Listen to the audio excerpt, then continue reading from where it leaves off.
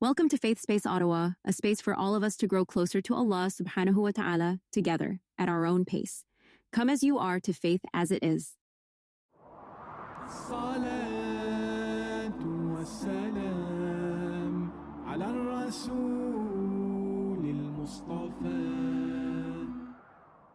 Assalamu alaikum wa rahmatullahi wa barakatuh.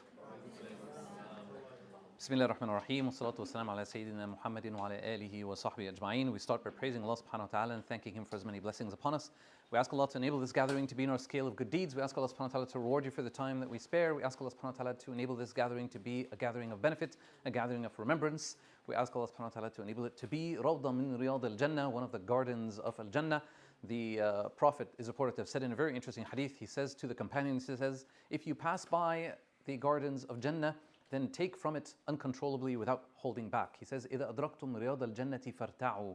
And the Sahaba said, أَيْنَ هِيَ رِيَاضُ الْجَنَّةِ يَا رَسُولَ اللَّهِ? Where are the gardens of Jannah, Ya Rasulullah? We live in dunya.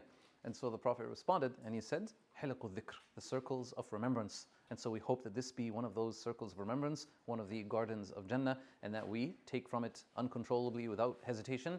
And so welcome to another session of faith. We hope that it is of benefit, inshallah, and that we exit this gathering with hearts more steadfast on the path, more loving of Allah subhanahu wa ta'ala, more following of the Prophet alayhi salatu wassalam.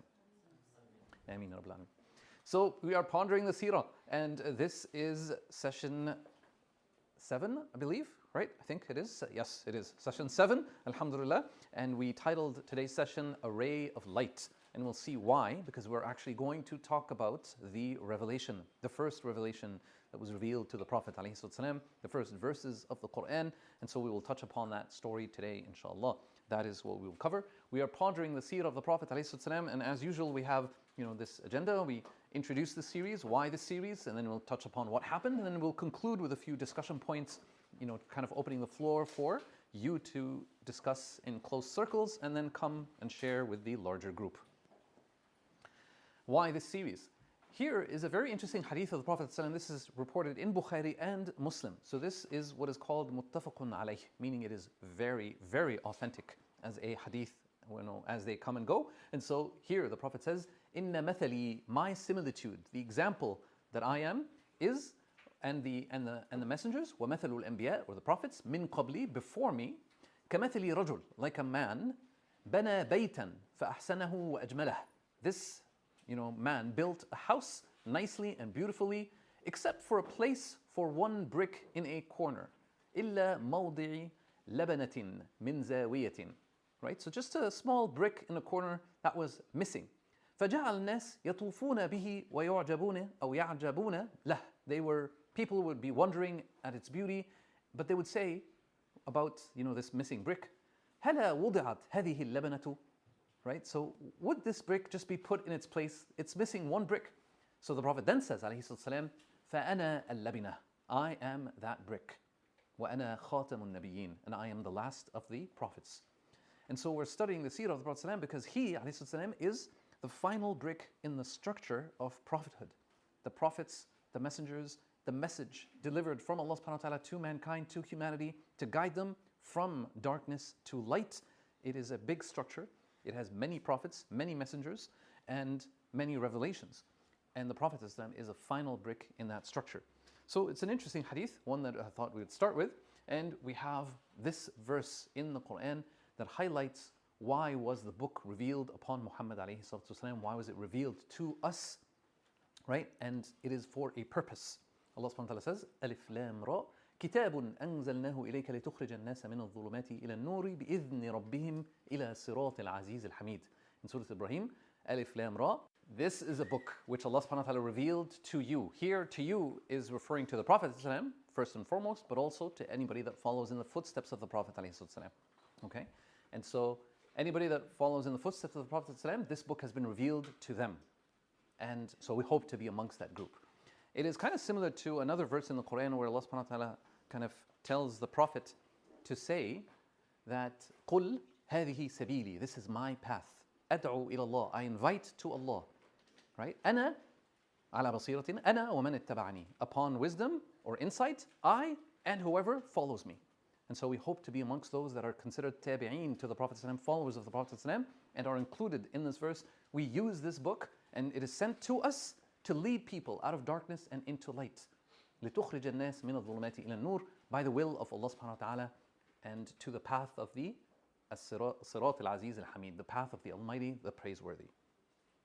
So this kind of highlights what is the purpose of revelation, right? And we'll touch upon the purpose of revelation constantly from now on, because from today, inshallah, we are now going to be receiving revelation, right, with the Prophet ﷺ. We'll be going through the verses as they're revealed to the Prophet ﷺ. We'll touch on the context of revelation, asbab al-nuzul. We'll touch upon what was going on the ground while these verses were revealed, of course, as best as possible, because you cannot do it complete justice, subhanAllah, but we'll try to do some justice to it, bi'idhnillah. Array of light. Array of light. What happened? Before we touch on array of light, let's talk a little bit about the darkness. In our first session, we talked about the world before Islam. And there's more details there, and you have the slides, alhamdulillah, shared on the Telegram group. So if you're not on the Telegram group, you can join it and you can have access to these slides, inshallah. And also we will, by the way, post recordings later on, inshallah, if Allah permits. But darkness, what was the world like before revelation, before Islam? This is a very interesting book by Sayyid Abul Hasan Ali Nadwi, and he is an Indian scholar. He wrote this book originally in Arabic in 1947, and then it was translated in 1983, right? So this is a translation, Islam and the World. It's a pretty good translation. You can find it online. The Rise and Decline of Muslims and Its Effect on Mankind. In Arabic, the title is ماذا خسر العالم بانحطاط المسلمين, which translates to what did the world miss out or lose because of the decline of Muslims, right? So that's the Arabic title, but this is the translation of the book. In that book, he says the following. And so there are two paragraphs that we'll be reading, inshallah, from the book, talking about the darkness before revelation. He says, in his melancholy progress from God-forgetfulness to self-forgetting, man had lost his direction. He had grown indifferent to his destiny. The teachings of the prophets had been forgotten.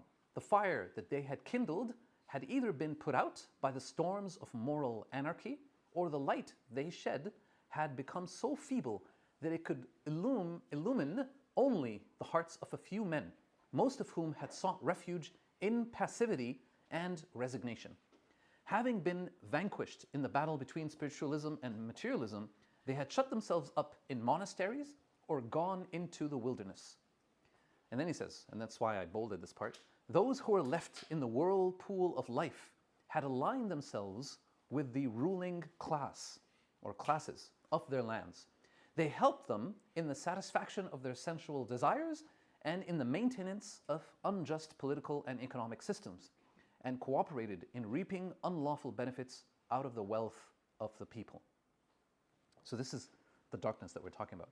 We're talking about injustice, we're talking about tyranny, we're talking about oppression, we're talking about classes of system, or kind of system of classes that kind of categorize people into the elite class, the ruling class, and then you have the subjects, so to speak, and then you had servants that are serving the ruling class, attend to their every whim and desire, unjust political and economic systems.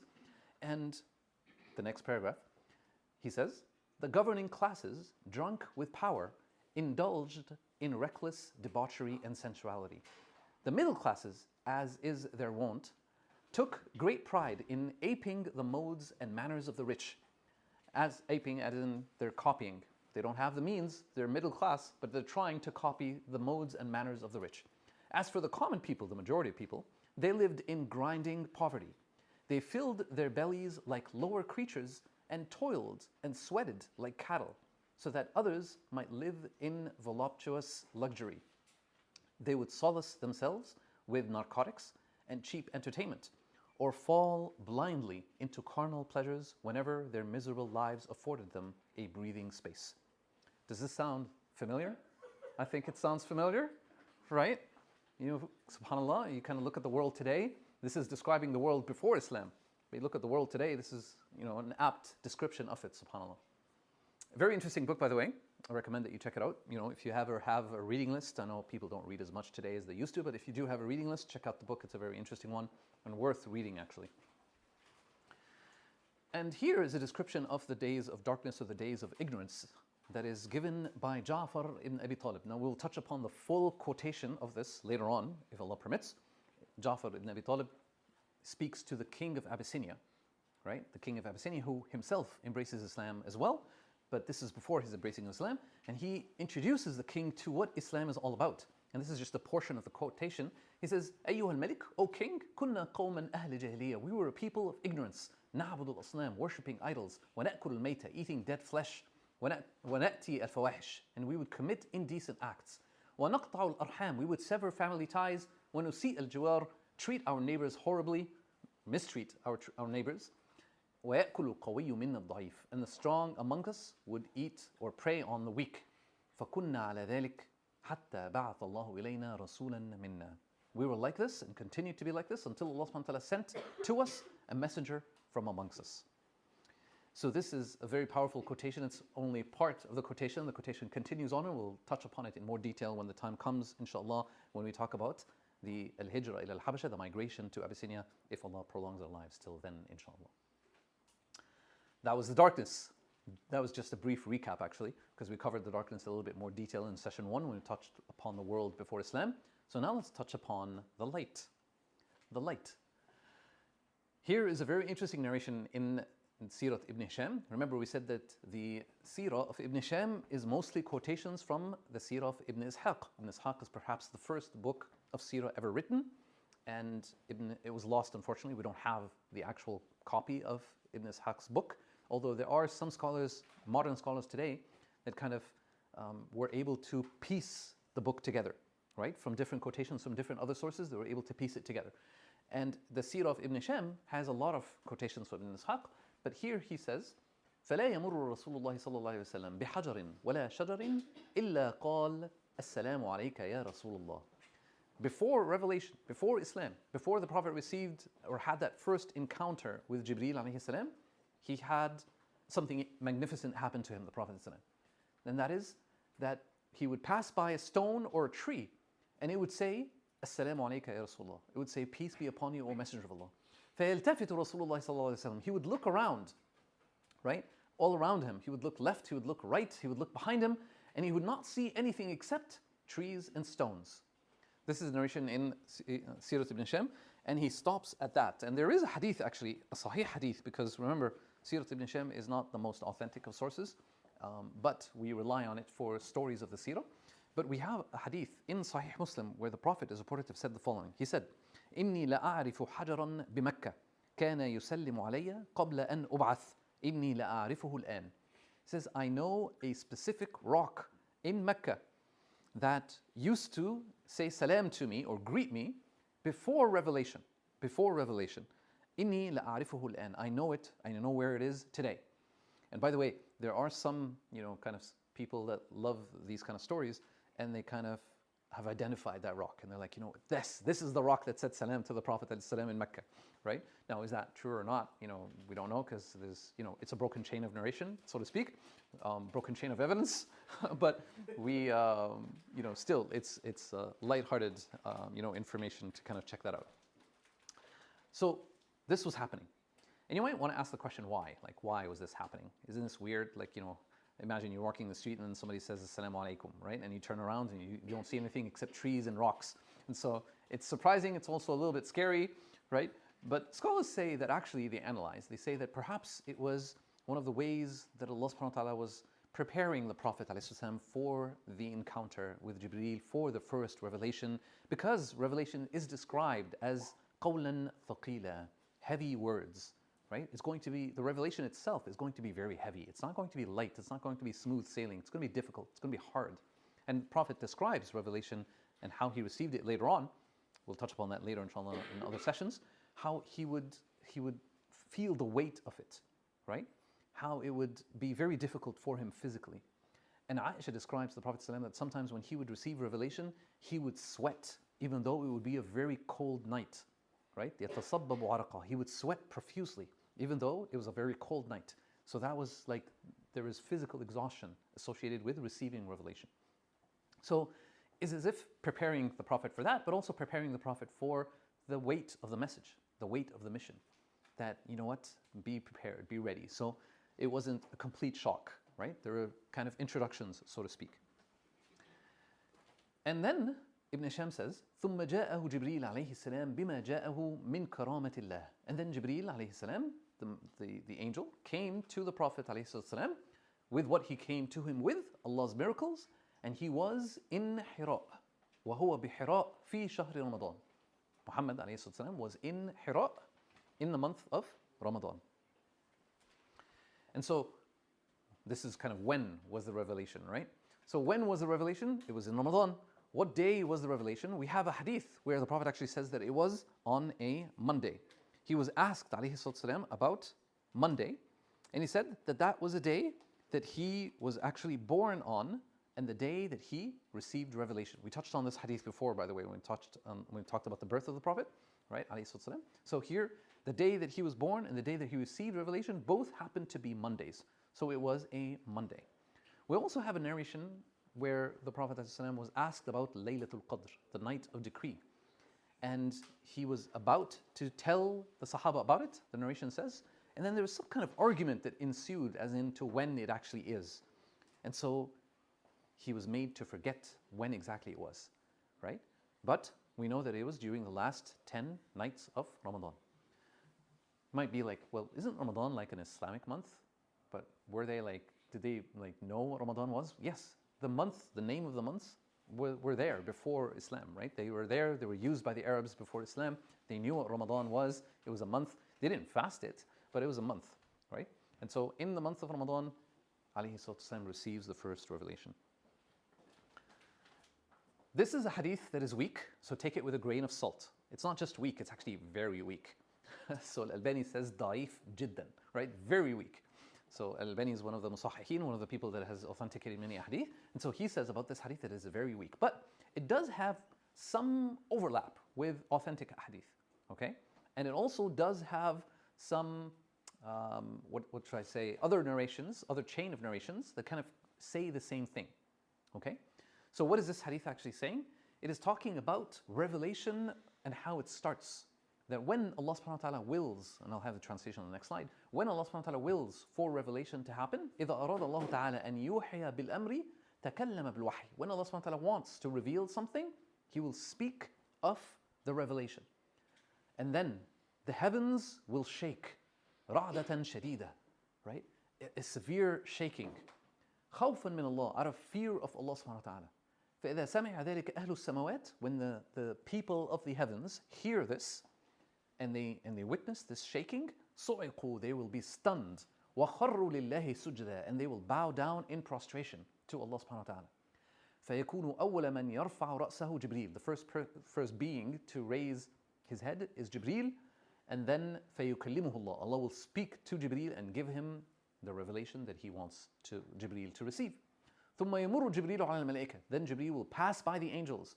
كُلَّمَا مَرَّ بِسَمَاءٍ. As he is descending from the heavens, Jibreel will pass by angels. سألته, whenever he passes by any of the heavens, the angels will ask him. سأله ملائكتها ماذا قال ربنا يا جبريل? What did our Lord say, O Jibreel? So he will respond, قال الحق, he has said the truth. وهو العلي الكبير, and he is the Almighty, the all powerful. And then this is the translation. They all say the same as Jibreel has said. That Allah subhanahu wa ta'ala has said the truth, and He is the most high, the grand, or the most powerful.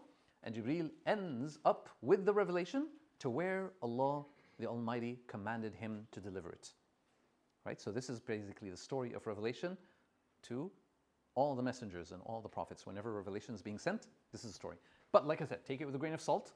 We are sharing this, as we say in Arabic, لِلْإِسْتِئْنَاسِ, right? Just to feel familiarity, right? But we shouldn't rely on weak hadith when it comes to ghaibiyat. Remember that rule, right? When it comes to weak hadith, we don't rely on it for matters of the unseen. This is matters of the unseen. We cannot rely or consider this to be trustworthy because it's a weak hadith, unfortunately. Okay?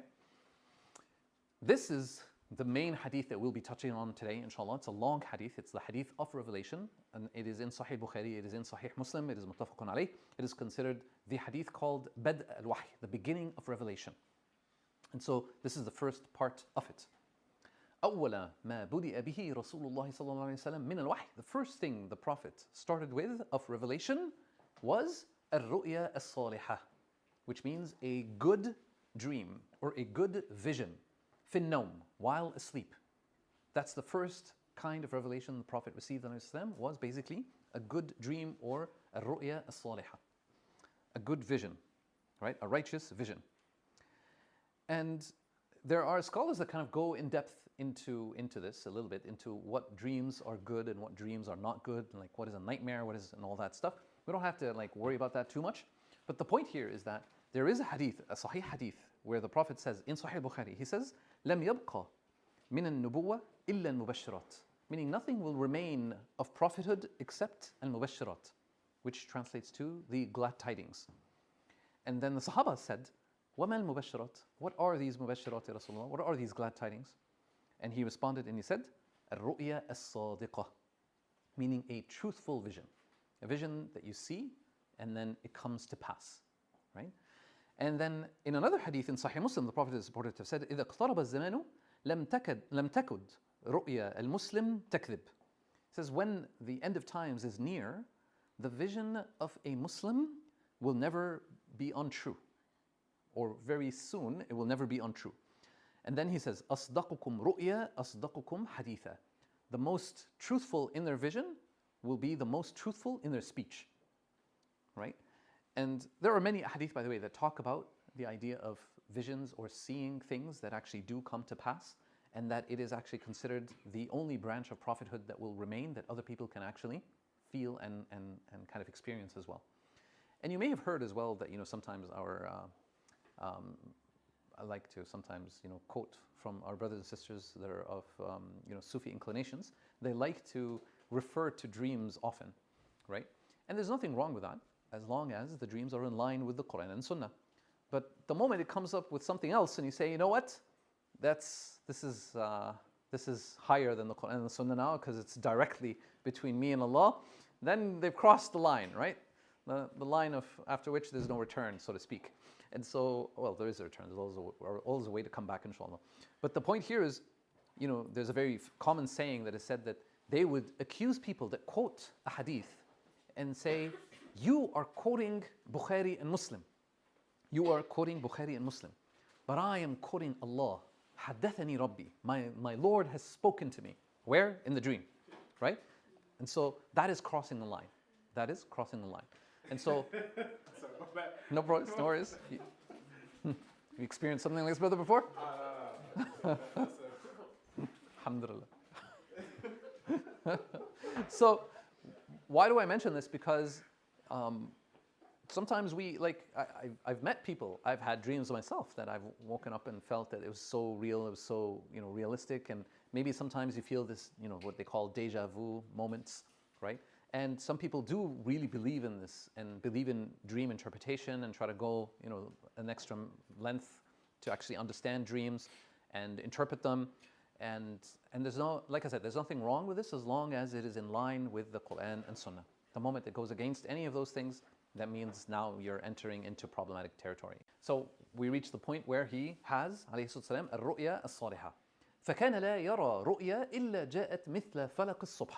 He would have a dream and it would happen like it was as if the breaking of the dawn. Here's the translation. So whenever he would have such a dream, it would come true, like bright daylight, right? And then the love of seclusion was bestowed upon him. ثُمَّ حُبِّبَ إِلَيْهِ الْخَلَاء. The love of seclusion was made beloved to him. This is, by the way, it's very important to kind of mention who's the narrator of this hadith. Anybody know who the narrator of this hadith is? No. Sahih Bukhari is the collection. Who's the narrator? Who? No, but good guess. Aisha radiallahu anha. Yes, it is Aisha radiallahu anha. Now, did Aisha witness any of this? No, she did not. So she's reporting from what the Prophet told her, right? She's reporting from what the Prophet told her. And you'll see here, by the way, in this hadith, she talks about Khadija, even though scholars are pretty much in agreement that Aisha actually never met Khadija, right? And so, but she quotes and she refers to Khadija radiallahu anha. So anyway, he used to go in seclusion into the cave of Hira. And we'll see in a second the map where Hira actually is. It's around 4 kilometers away from the Kaaba. And on a mountain that used to be called Jabal Hira, used to be called that. And hence the cave that is like on the top of that mountain is called the cave of Hira. Now they call it Jabal al-Nur, the mountain of light. Right? And so we'll see that in a second. By the way, at the end I have a bit of a surprise. I have two videos to show, so if you stick around, maybe you watch them, inshallah. So it so happens that the Prophet would go there. Seclusion was made beloved to him. He would spend some nights in seclusion in the cave of Hira, where he used to, and the worship is not the best translation, but in the Arabic, it is yatahannath. And then in the hadith itself, it seems that Aisha is describing what does yatahannath mean. She says, وَهُوَ التَّعَبُّد, and that is worship. But tahannuth in Arabic is used really to describe contemplation, meditation. Maybe meditation is actually the closest translation, right, to the word tahannuth. So he would meditate, he would think, he would ponder, he would kind of, silence the noise, the hustle and bustle of life. He would be in seclusion, he would be away from all the different troubles and woes of life, and he would focus and concentrate and think and ponder, right? This is what the Prophet was doing. He would do this الليالي ذوات العدد, meaning a number of nights. Not just one night, but a number of nights. Right? A number of nights. Where is the translation? Yeah, here it is. Continuously for many days before his desire to see his family. Before he would actually then قبل أن ينزع إلى أهله. Before he would then need to go back and see his family and see his children and go back to work and all that stuff, right? ويتزود لذلك. ويتزود meaning he would prepare provisions, zed is provisions for that, meaning he would take food with him, right? He would take food with him, the journey, food for the stay, and then come back to his wife Khadijah to take his food, likewise again, till suddenly the truth descended upon him while he was in the cave of Hira. Right? So this is the first part of the hadith that talks about revelation. And we have here an interesting concept, and that is khalwa or khala, right? Where he was in seclusion. Okay? And again, many of our Sufi brothers and sisters like to refer to this time, the time where the Prophet would go to Ghar Hira and spend time in seclusion, and they would say that we as well need to do this. We need to spend time in seclusion, emulating the Prophet going to Ghar Hira. The argument against that, of course, is that the Prophet never really went to Hira again after that. After that first encounter of revelation, he never went to Hira again. And so life isn't about seclusion anymore. But there is a replacement for that. Anybody know what the replacement is? What's that? Prayer, good. I'tikaf, yes. To spend a night or nights in the masjid and to, perform qiyamul layl, nightly prayers. So this is the alternative. This is our khala. This is in place of Hira, right? And so this is just, a side note. Yeah. Yes, brother. Sorry. So Aisha radiallahu anha, she didn't see Khadija because she passed away before. Yes. She passed away when she was young, very young. When Aisha was young, yeah. All right. This is an important part of the hadith, and we wanted just to touch upon the context, what was going on. The Prophet would spend time away from all the noise in the city. He would spend time in Ghar Hira, in a cave. There are some interesting narrations, by the way, that he would have food with him, and some travelers would seek shelter in the cave, even though it's a bit of a climb, a bit of a trek. Anybody been, by the way, to Ghar Hira? Yeah, it's a bit of a trek to get there. Yes. Yeah, so you can, yes. And so it's a bit of trek on top of the mountain. You have to, really be ready with a lot of water and a lot of health to be able to make it, subhanAllah. So this is the map. So in this circle, you have Al-Haram, right? You have the Kaaba, and that right there is actually the Hira cave, Jabal al-Nur. It's around 4 kilometers or so. And interestingly, from the top there, from the top of the mountain, in the cave, you can actually see the Kaaba, right? Well, now you don't see it very well because of all the structures that's built around it, unfortunately.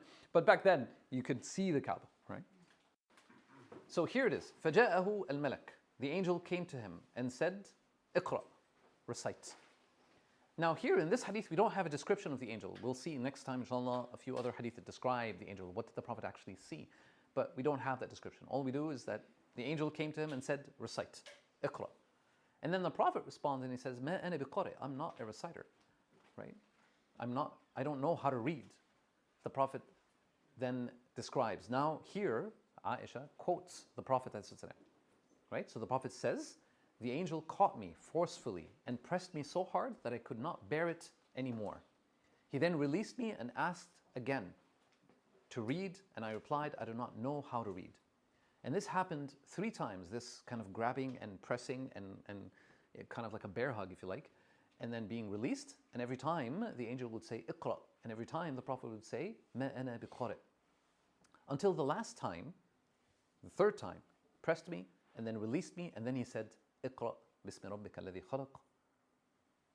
And then the reciting the remaining of the verses, right? Iqra bismi rabbika alladhi khalaq, khalaqa al-insana min alaq, Iqra wa rabbuka al-akram. And then in here, by the way, it stops at khalaqa al-insana min alaq, right? But there are other verses as well. Some scholars say it was up to verse 5, so the first 5 verses of Surah Al-Alaq. Others say it was only the first 3. But point is, read and your Lord is the most generous. Iqra wa rabbuka al-akram, alladhi 'allama bil qalam, 'allama al-insana ma lam ya'lam. So these were the verses revealed to the Prophet ﷺ. The first verses revealed were from Surah Al-Alaq, and they were revealed to the Prophet ﷺ on that moment, in that night, in the dark night. The Prophet ﷺ is described here. فَرَجَعَ بِهَا رَسُولُ اللَّهِ صَلَّى اللَّهُ عَلَيْهِ وَسَلَّمَ يَرْجُفُ فُؤَادُهُ. He returned home, shivering, frightened.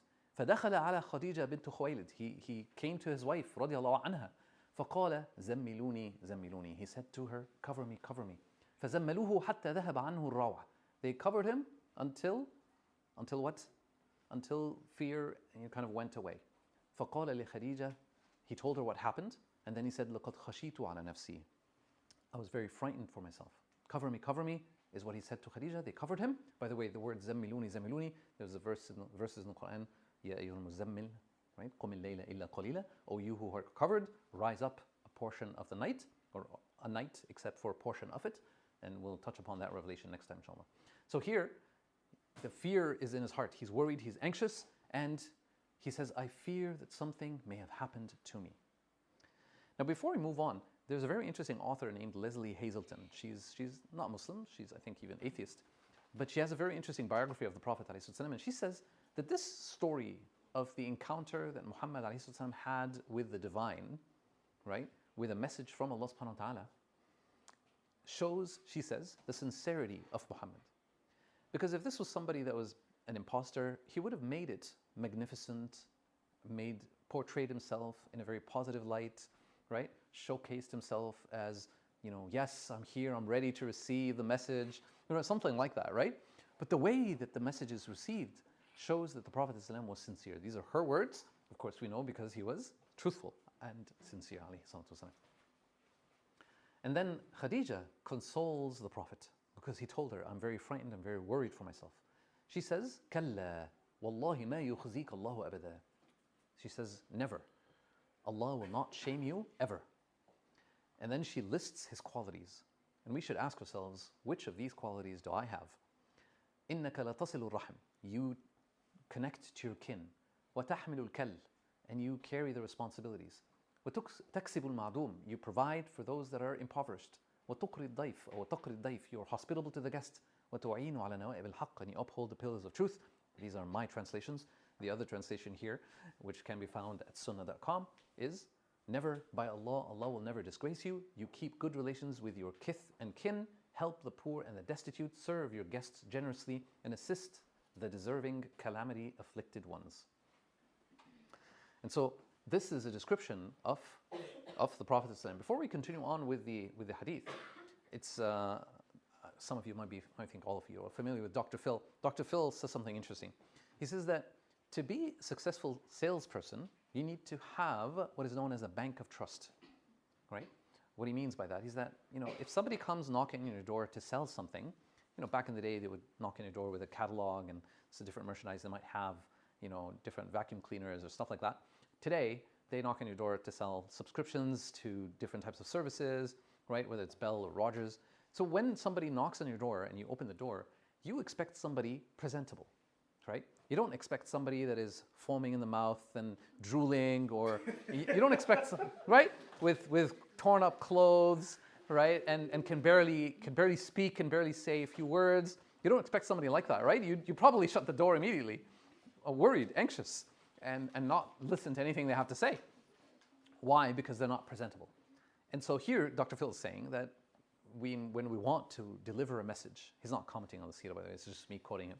He says basically that if you want to deliver a message, if you want to be convincing, you have to have what is known as the bank of trust. People need to see your credibility, right? Feel your credibility, right? You need to have that credibility.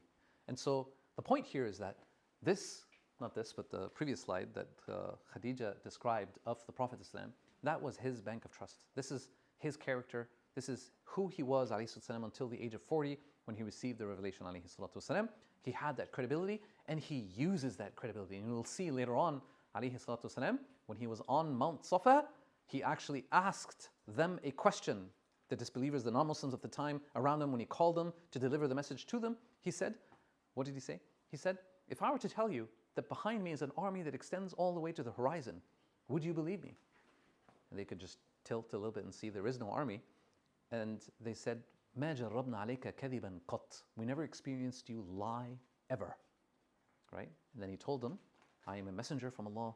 I am here to warn you of a severe punishment. And so it was using the credibility that he has, ﷺ, known as as-Sadiq al-Amin, to be able to deliver the message and make it reach home, so to say. And in fact, one of the strongest arguments used by the messengers, all the prophets, is that they would say to their people, لا أسألكم عليه أجرا. I'm not asking for any payment or any reciprocity or anything back. I just want you to hear the message and follow it for your sake, right? I don't want any money from you. I don't want anything from you. And this is what lends them credibility. This is not a charlatan that is asking for money or for status or for fame. This is somebody that is sincere and honest and wants what is best for the people. And many times we will see many of the leaders of the disbelievers will come to the Prophet ﷺ and try to bribe him, right? Offer wealth, offer status, offer fame, offer glory, the things that we unfortunately set our principles aside to seek and attain. He was offered all of that, and for the only price that they asked was that he would stop calling to Allah subhanahu wa ta'ala, stop disrupting the status quo. But he would not accept their bribes, of course, alayhi salatu wasalam. All right, so here, فَانْطَلَقَتْ بِهِ خَدِيجَةَ إِلَى وَرَقَةَ, and we're going to stop, at this, what Waraqa says. She took him, Khadija, to her cousin Waraqa ibn Nawfal. And Waraqa, during the pre-Islamic period, he actually became Christian according to this hadith, right? According to this hadith. He had studied the Hebrew letters and Hebrew writing, and he would write from the gospel in Hebrew as much as Allah wished him to write. He was an old man, he had lost his eyesight. Some scholars of Seerah say that he was 90 years old, 90, when this encounter happened with the Prophet ﷺ. So this meeting with the Prophet, right? And Khadija said to Waraqa, listen to the story of your nephew, O my cousin, right? So he's the cousin of Waraqa, Waraqa is the cousin of Khadija, but at the same time, Muhammad ﷺ is his nephew. Like, what's that about? Well, these are all terms of endearment, right? And so, yes, he was the cousin of Khadija. She says, listen to your nephew because he's an uncle in age, like he's 90, right? Compared to a 40-year-old. That was the age of the Prophet ﷺ. So then Waraqa says, oh my nephew, what have you seen? And Allah's Messenger described whatever he had seen. To this, Waraqa responds and he says, this is the same one who keeps the secrets, the angel Jibreel, whom Allah had sent to Moses. Now, why did he mention Moses and not Jesus? Why Musa and not Isa? We don't know. This is how the hadith is. But some scholars say that actually there are other hadith that say that Waraqa did not actually become Christian, but he was a follower of the scriptures in general. He became kind of amongst the people of the book, and he was reading the Bible both in Hebrew and maybe even in the actual, like some versions of the Christian Bible as well, maybe. But point is that he refers to Musa alayhi salam. And he says, I wish I were young and could live up to the time when your people would turn you out. Now, of course, he says, because the Arabic is much more stronger as a language, he says, لَيْتَنِي أَكُونُ حَيًّا إِذْ يُخْرِجُكَ قَوْمُكَ. I wish I were to be alive and there when your people kick you out and expel you. To which the Prophet responds, he says, would they kick me out? Will they drive me out? أَوَ مُخْرِجِيَهُمْ. My own people? I've lived with them for 40 years. I have this reputation as the one with honesty and integrity, as-Sadiq al-Amin.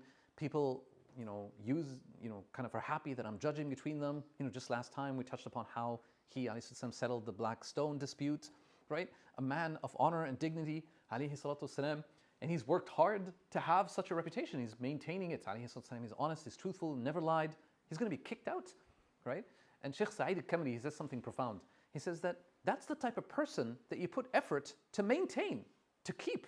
Like that's the type of person you want to maintain and keep, not the type of person you drive out, right? You exile the ones that is a criminal, the ones that's causing problems, but the one that's honest and truthful and has integrity, that's the type of person you want to maintain in your town, right? Not kick them out. So he is surprised, alayhi salam. He says, they'll be driving me out?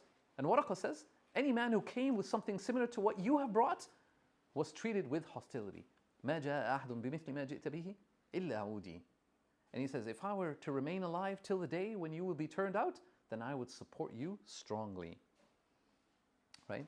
He says, وَإِنْ يُدْرِكُنِي يَوْمُكَ أَنْصُرُكَ نَصْرًا مُؤَزْرًا. This is a blind man, mind you. A blind man says this to the Prophet. He says that if I were to be alive when that happens, I will support you a glorious victory. Right? I will support you strongly. But subhanAllah, a few days later, Waraqah actually died. And the divine inspiration was also paused for a while. This is the hadith. One profound thing that I want to comment on, Waraqah says, مَا جَاءَ أَحْدٌ بِمِثْلِ مَا جِئْتَ بِهِ إِلَّا عُودِي. Nobody comes with a message like this except they face animosity. Dr. Raghib al-Sajjani is a very interesting scholar of history. He comments on that. He says this is one of the rules of engagement of life. That when you bring about a message of peace, you will face hardship from those that benefit from war.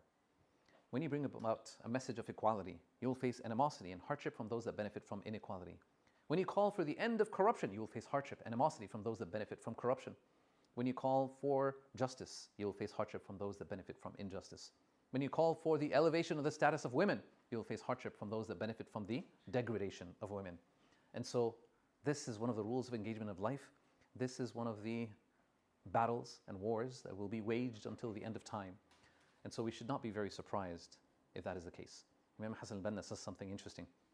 He says that if you find yourself not being attacked by forces, by the powers that be, if they're satisfied with who you are, that means something is wrong with you. Because if you are truly on the right path, the natural course of events is that you will be attacked and you will be fought tooth and nail, right? And so it's, subhanAllah, a very interesting saying. The idea here is that we shouldn't be surprised if there's Islamophobia. We shouldn't be surprised if there's, injustice in the world that is sponsoring and funding, a lot of attacks against Islam. We shouldn't be surprised of all of that because it is one of the rules of engagement in this life. We'll end with this. لقد من الله على المؤمنين إذ بعث فيهم رسولا من أنفسهم يتلو عليهم آياته ويزكيهم ويعلمهم الكتاب والحكمة وإن كانوا من قبل لفي ضلال مبين. It is truly a historical moment that changed the course of history. And there's a very interesting book called A World Without Islam. And the book actually kind of analyzes what would the world have been like if Islam was not there. And it's an interesting analysis from a political lens. But basically, the conclusion is that Islam created this, he calls it emotive force, a force that motivates the people at a very deep core level to stand up, right, against tyranny and against colonization and against injustice and to uphold certain principles. And as such, it created a huge push in the direction of truth in face of falsehood. And this is what the revelation really is all about. And that's what we'll cover, inshallah, if Allah permits, in the next sessions. Jazakumullah khair. Any mistakes on my own, I ask you to forgive me for it. Barakallahu feekum. We will kind of allow for comments, reflections, and thoughts because we went a little bit over time.